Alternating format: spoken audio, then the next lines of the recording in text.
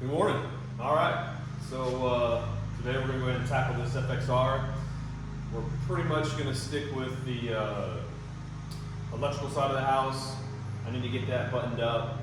And to be honest with you, once I get the electrical all buttoned up, I really just got to adjust my push rods, throw some fuel in here, add the tank, do a couple odds and ends, and we're ready to fire up. So, but first things first, the electrical on this thing. As you can tell, I've already pretty much, I would say I'm halfway, a little bit more halfway, a little bit more than halfway done with the electrical on this bike. The stuff I've already done is very self-explanatory. Like I mentioned earlier before, I went with the Moto Gadget M unit. This is the Bluetooth variety, which means once it's all complete, I can connect my phone to it, and instead of using a switch, a key, ignition to turn the bike on or power it up, my proximity with my phone will allow me to just start the bike right on up, which is an awesome feature. But as you can tell, I've also left the key switch in place. We all know how, I mean, if your phone dies, you don't want to be stuck, not able to get your bike, up and running or whatever. So anyways, that's just a little bit about the M unit. It's pretty cool. I've ran all my inputs to it, mainly from the handlebar. What I got left to basically run is I've run all the outputs to headlights. I'm not running turn signals in the front, but I will have turn signals in the back. I've still got the neutral switch wired up. I've got oil pressure switch wired up. I have starters all wired up. Everything's pretty much ran to the M unit, and now all I'm doing is I'm plugging everything in and putting the finishing touches on this whole deal. Today, my main focus is, and I'll take you over here, is this tack. So what I've done, because kind of limited on options with older FXRs, is I didn't want to have the dual gauge above my handlebars. I wanted to run a single gauge, right? And finding a single gauge, first of all, that's not $1,000, is super hard for this bike. So what I've done, what I've come up with, what I think I'm gonna run, and only time will tell, is I've taken the tack off the bike. This was all, the speedo and the tack on this bike were on the tank, right? And so I've relocated it to a single, I brought it all down to a single tack. And what I'm gonna run for my indicator lights is this, I think it's called Coso Motor or Coso Motorsports or whatever. But anyways, this is gonna be my indicator lights. So my neutral, oil pressure, turn signals, all that stuff is gonna be displayed on this little module that's gonna sit right underneath my tack. Because that was the issue I was running into, right? On this bike, I don't need a speedometer, go fast or go home. But I do need to see where my, where my RPMs are. Last thing I want to do is blow this motor up, thinking I know that I'm at, 4,000, 5,000 RPM, and I'm really, redlining the hell out of it. But yeah, so that's gonna be the main focus for today, is getting this mounted up and in place and wired in. What I did was, so trying to find a indicator lights that would work with my setup was super hard. And you'll find that if you ever do these these FXR builds or any motorcycle build in general, if you start straying away too far from what how the bike was initially built, you're gonna run into some issues, because there's so many different variables and so many different options out there. So anyways, what I've done is, like I said, this is a Coso Motorsports. I'm sure I'm wrong with that, but Coso is the word you need to look for. So anyways, this is their indicator package or whatever. And what I did was the mount, the black piece here where the actual tack is mounted inside of, is a LA Customs or LA Choppers gauge mount. This back piece here, I had to order off eBay. That is your standard FXR dual gauge mount, whatever you want to call it, housing, right? Typically, you would see on an FXR that comes with this, you would have two, maybe above the speedometer. You'd have this one, you'd have the other one sitting next to it, speedometer, tack, all that kind of good stuff or whatever. But when I bought this LA Choppers single gauge mount, it came with all this in the back, but it was meant for newer style Harleys. And so obviously running an older gauge, I had to get a little creative in the process here. So what I did was I ditched the housing on the LA Choppers gauge mount, and what I did is I got on eBay and I bought this old school, or this true FXR housing. And what I found out is the FXR inside of this housing, the tack gauge sticks out quite far, right? But the hardware that goes through the back of the housing is really, really short on my style of FXR. Now, if you had an FXR that already had the gauges mounted on top of the handlebars, you wouldn't have this issue because you would have this housing, you would have all that. But what I had was the tank mounted speedometer and tachometer. And so because of that, the hardware on the back side of the tachometer itself is different. So what I did is I got online and I found these extenders, right? So these extenders screw on to the existing hardware and lengthen the hardware on the back of the tack long enough to where it would come out the back of this style FXR gauge housing, and then I could secure using the hardware. I kind of bumbled into that, and it worked out great. And so that's where we're at. I think it looks pretty sharp. I wasn't too sure if I was going to use, or if I was going to paint the housing or not to kind of match all the black on there, but I kind of like the way it looks in chrome. Obviously it needs to be polished up. I need to hit it with some polishing compound or whatever. There's a couple spots, got a little bit of rust there on the bottom or whatever, but all in all, it's a pretty good piece. I'm pretty happy with the way it came out. And now all it is mounting this indicator,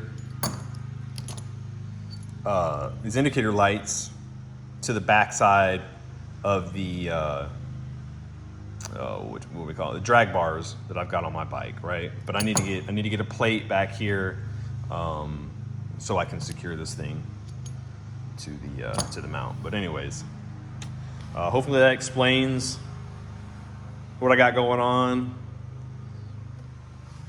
We're gonna get after it. I'll probably time lapse most of this. I'm not gonna get too in depth on explaining everything that I'm doing just for the sake of time.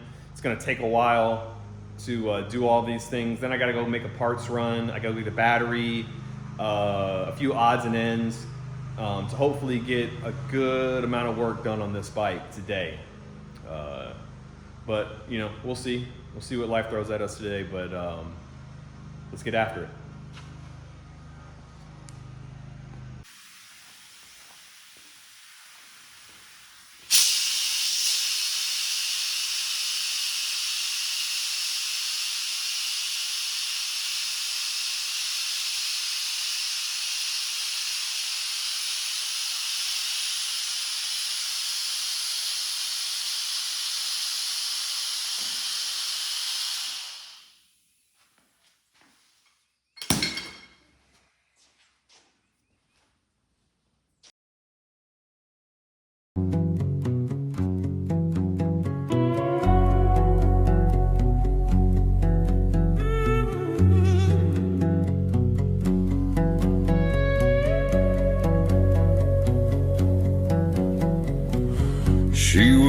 like a beauty queen from a movie scene.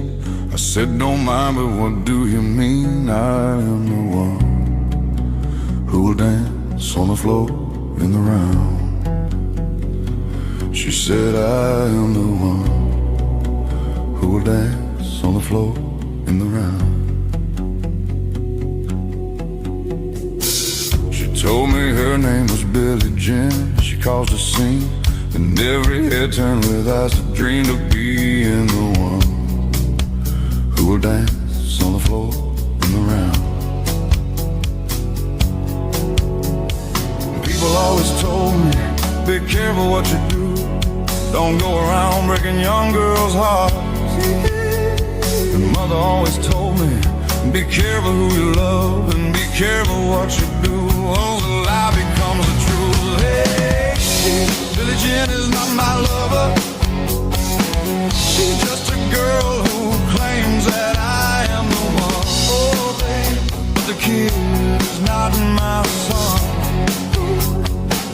She says I am the one. Oh, baby, the kid is not my son. For 40 days and for 40 nights, law was on her side. But who can stand when she's in demand? Her schemes and plans. 'Cause we danced on the floor in the round.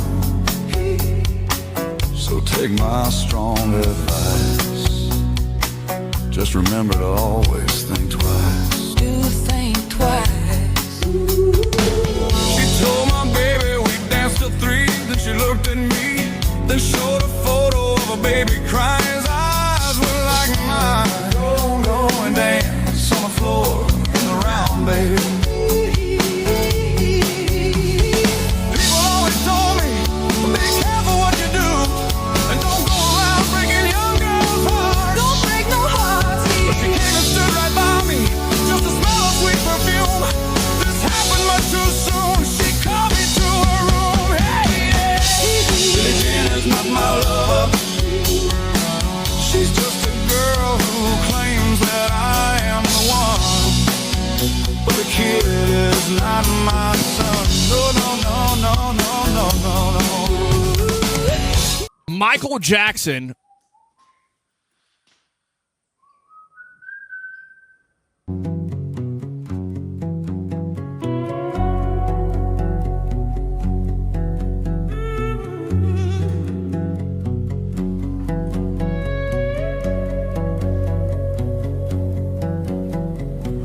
She was more like a beauty queen from a movie scene.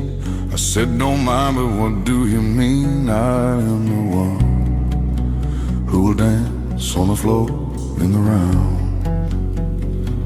She said, I am the one who will dance on the floor in the round. She told me her name was Billie Jean. She caused a scene, and every head turned with eyes that dreamed of being the one who will dance on the floor in the round. People always told me, be careful what you do. Don't go around breaking young girls' hearts. And mother always told me, be careful who you love and be careful what you do. Oh, the lie becomes the truth. Hey, Billie Jean is not my lover. She's just a girl who claims that I am the one. Oh, babe, but the kid is not my son. She says I am the one. Oh, baby, the kid is not my son. For 40 days and for 40 nights, the law was on her side. But who can stand when she's in demand? Her schemes and plans. 'Cause we danced on the floor in the round.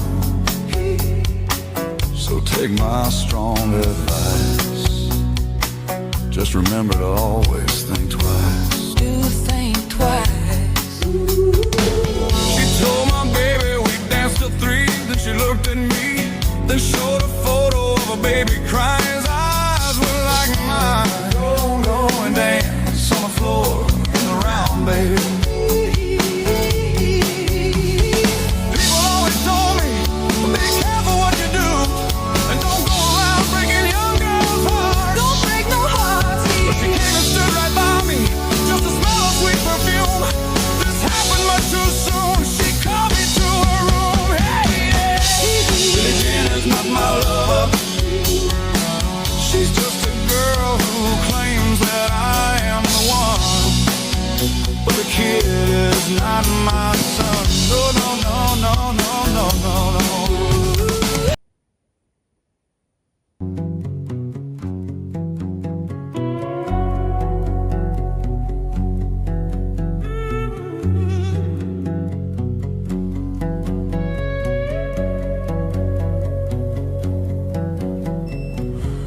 She was more like a beauty queen from a movie scene. I said, don't mind, but what do you mean? I am the one who will dance on the floor in the round. She said, I am the one who will dance on the floor in the round. She told me her name was Billie Jean. She caused a scene, and every head turned with eyes to dream of being the one who will dance on the floor in the round. People always told me, be careful what you do. Don't go around breaking young girls' hearts. And mother always told me, be careful who you love and be careful what you do. Oh, the lie becomes the truth. Hey, Billie Jean is not my lover. She's just a girl who claims that I am the one. Oh, babe, but the kid is not my son. She says I am the one. Oh, baby, the kid is not my. All right, here it is. Ta-da! This is the end of the video. Make sure you like, subscribe, and I'll catch you on the next one. No.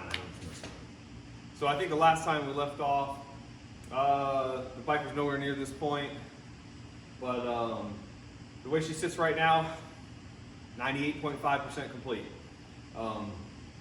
Derby cover I need to get painted. The mid-control cover on the outer primary, I need to get that painted. And a couple little odds and ends, but this is pretty much the finished product. I'm super happy, looks great. But I did promise that I was gonna go over the electrical system on this bike, and so yeah, that's what we're gonna do now. So there you go. She looks good. All right, let's get into this electrical.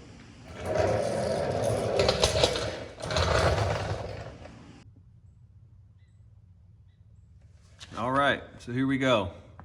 So I know I've kind of gone over this a few times at different stages of the video, but this video I'll go kind of through the whole system for you, kind of the cliff notes of what's going on. Most of this stuff is pretty self-explanatory, but I'll just kind of give you my takeaways from running this system, and why I like it and why I don't like it. I'll go ahead and front load you. I really like it. There's not much that I don't like. So I don't even know if I'm gonna be able to come up with anything that I don't like. But anyways, let's get into it. So this is the Moto Gadget M-Unit Blue. And the blue stands for Bluetooth. So as you can tell, you see that little flashing light in there. That means it's connected to my phone right now. That means it's sensing that I'm in proximity to the bike, and that it's gonna turn on for me. It's basically just kind of like a security or a safety or whatever. And then there it goes. It just, well, turned off and it turned back on, and it's doing its thing. But anyways, so what I really like about this system is it makes it simple for you. If I am not an electrical guy, I think it's voodoo, witchcraft, magic, and I don't really understand it half the time. So I try to steer clear of it. But in certain situations, for cost savings, you got to dabble. So I dabbled, and this is what I came up with. So inputs, these are coming from your controls. Foot controls, hand controls, right? Outputs, out to your lights, your headlights, brake lights, what else? Gauges, fuel sensor, all the things, ignition, all the stuff. So when I wired the system up, well, I don't know if it's obvious, but I started with the inputs. I made all my connections, ran all my inputs first. Then I came over here to the output side, ran all my outputs. You got ground on the bottom, ground on the bottom, ground on the top. And then this is coming from your key switch and your positive side of your battery. right? And that's what powers this whole M unit. And then once it receives power, obviously it distributes as it sees necessary. It receives your input signal, computes it, and allows the signal to run whatever it is that you're commanding it to do. That's really about it. This is what it's mounted to is a FXR division mount. I got one on the other side as well. Very handy. Basically just, ordered it online, came in, bolted it up, and here we are. Came in nice, didn't have to do a whole lot of drilling and modifications to the old equipment on here. I ordered these just simplicity reasons. So what else could I say about this? At the end of the video, I will screenshot my phone and kind of go through the Bluetooth options, because you can modify the outputs on the M unit through your phone, which is also very convenient. And there's some things I'm confused about, and I'll have to do some research as well. And if you go this route, you'll definitely have to do some research yourself. But I'll just simply go through it a little bit on a screenshot and give you some more information. But anyways, so moving along. As I moved up, I bought all my wire. I bought the M unit, I believe, through FXR Division. So it came with a wiring kit, which is just basically your 16 to 18 gauge and some 14 gauge wire, right? This is braided split loom that I got off of Amazon. I ordered, to complete all this, I ordered 1/8 inch size, 3/8 and 1/2 inch, I believe. Don't quote me on that, but it's awesome, man. Cleans everything up, makes it all look nice and neat, kind of helps you stay organized. And so yeah, I like that stuff a lot. I kept the original ignition switch that came off the bike. There's only a few things on this bike that were original from when I bought it. This is one of them. I went with the Twin Fire 2 single fire high output coil. I've ran the bike just a little bit. I still got to tune the carburetor and take it for a little rip. I also got to adjust the clutch. But I've got I got a small oil leak on the other side for my nose cone where the camshaft seal is. I don't know if I changed that out during this process, but it's leaking, so I'm gonna have to replace it and waiting for the parts to come in. But anyways, I literally plugged the tank up, plugged the carburetor up, fired her up, and the first rip, she lit off. I've never done this job before. This is the first full Harley build I've ever done, and this is my first carbureted Harley ever. So I was pretty pleased with this whole ignition system. I'll show you the Dynatech on the other side. Very pleased with this system so far, but I haven't put any miles on the bike yet, so only time will tell. Okay, moving along. New spark plug wires. And I think that's about it as far as this side of the bike goes electrically. I did use quite a bit of electrical loom cloth tape. This stuff's pretty awesome. Helps obviously hide your connections and protects them from chafing and all those good things. Everything fit pretty good underneath the fuel tank. I don't know if you can see that, but there's a bunch of wires and a bunch of mess down there, but it's all nice and clean and zip tied up. I did use a mixture of Deutsch connectors and Spade connectors. So I hope to just use Deutsch connectors. So in the event that I have to tear any of this down or tear it apart, it would just be simple connections I'd have to disconnect. But man, it would have been a whole bunch of Deutsch connectors underneath that tank, and I didn't know if it would fit. So I did a little combo action and Seemed to work out fine. Everything's hid underneath there. I'll probably have to do a little bit more zip tying and tidying things up, but man, I think it came out pretty sharp, pretty clean. Let's go to the hand controls. So, hand controls. These hand controls are off a early Dyna model. And when I went to wire these things up, boy, is it a pain to find electrical schematic that shows you exactly which wire goes to what. So what I did was just open up your controller, look inside, trace the wires to the switch. Obviously the switches are self-explanatory, and then I just taped and labeled them as I went. So I ran them all through, you know, through the bars or whatever on both sides, and that was my way of getting around that. I spent too much time trying to figure out which controls I had and what the color combination was to make this work. And eventually I just got to the point where I was like, screw it, I'm just gonna open up the controls, trace out the wiring, label them, and connect them. And that's what I did. So, came out really, really good. I did make a video not too long ago about these clutch cables.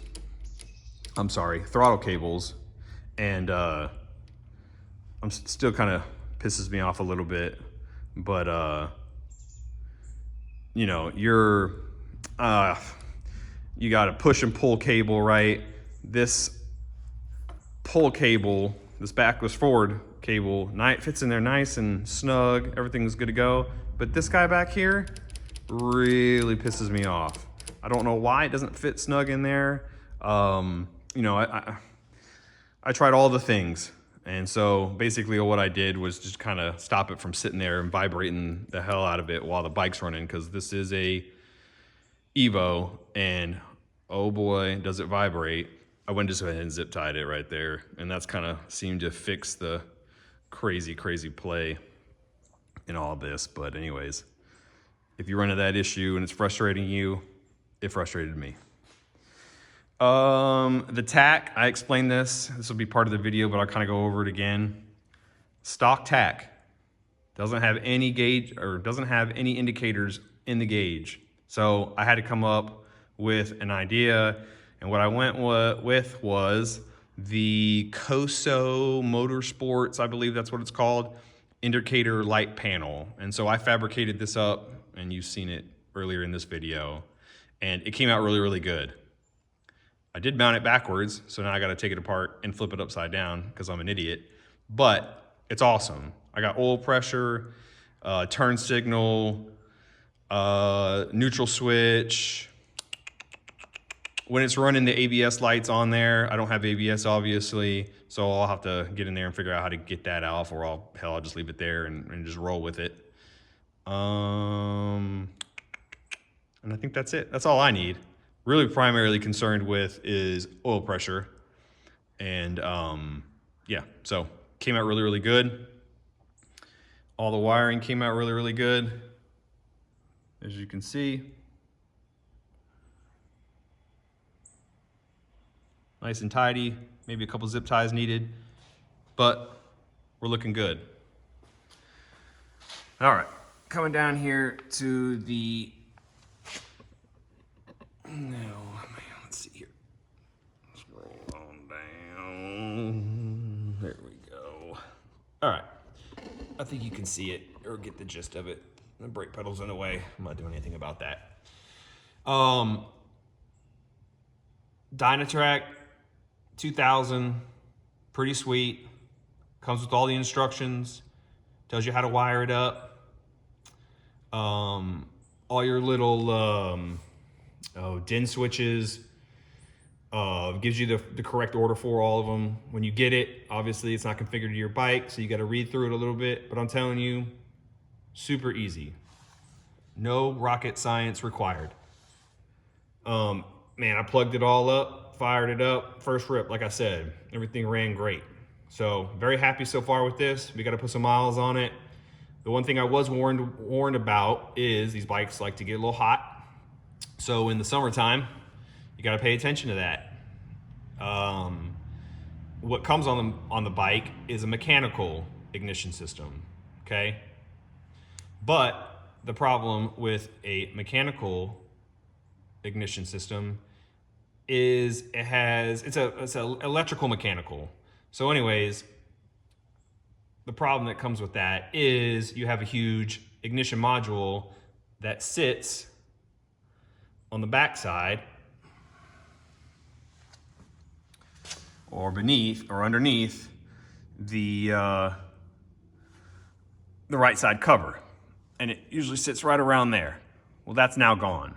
This Dynatech system allows you to remove that whole module, which is fantastic. So what you're seeing here is just a 30 amp fuse, right? You need to run this for your rectifier, right? For charging while you're running.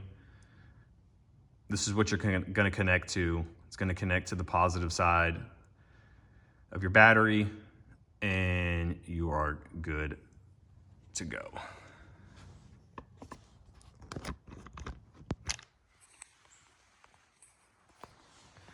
Underneath the seat here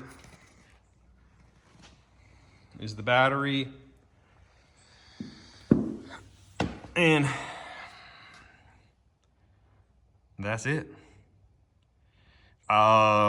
Recommendation.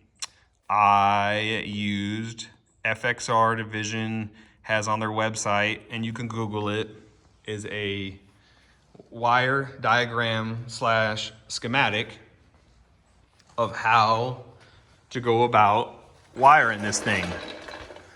I used it extensively. Let's flip this thing around. All right, so I used the wire diagram extensively. It was awesome. It worked out great. I mean, like I said, I don't have I've got a moderate amount of electrical experience. I'm not super comfortable with it, but the schematic, along with a couple forums, and asking Google a few questions, man, it was really a breeze. This job is time consuming. Don't let me get you wrong. Don't let me lie to you. It's not a quick process. If you're going to do this yourself, take your time, do it right. And if you do it right and you take your time, you're only gonna have to do it once. You might have to go back in once or twice and change a few things. There's a few things that I still need to change, but man, I wired it to where in the event that I would need to remove a component off the bike, I don't have to disconnect the entire wire loom. I can segment whichever piece isn't working or has failed, and then cut a couple zip ties, replace that part, that wiring section, and then be good and zip tie it back up, and you're gonna be awesome. I'm super happy with this whole system. I'm very happy with the way the wiring came out. This bike isn't very complicated though. Let me go ahead and just say that, right? Like this, on the scale of wiring a motorcycle, a FXR carbureted bike is one of the easiest. And that's kind of why I went with this route. I wanted to build it. I like an old school motorcycle vehicle, but I like to put a little bit of a modern twist to it. And this is exactly what this is. This is a 1990 FXRP carbureted 89-inch Evo Harley. I mean, it's about as bare bones as it gets, but it's awesome. And you can make it awesome.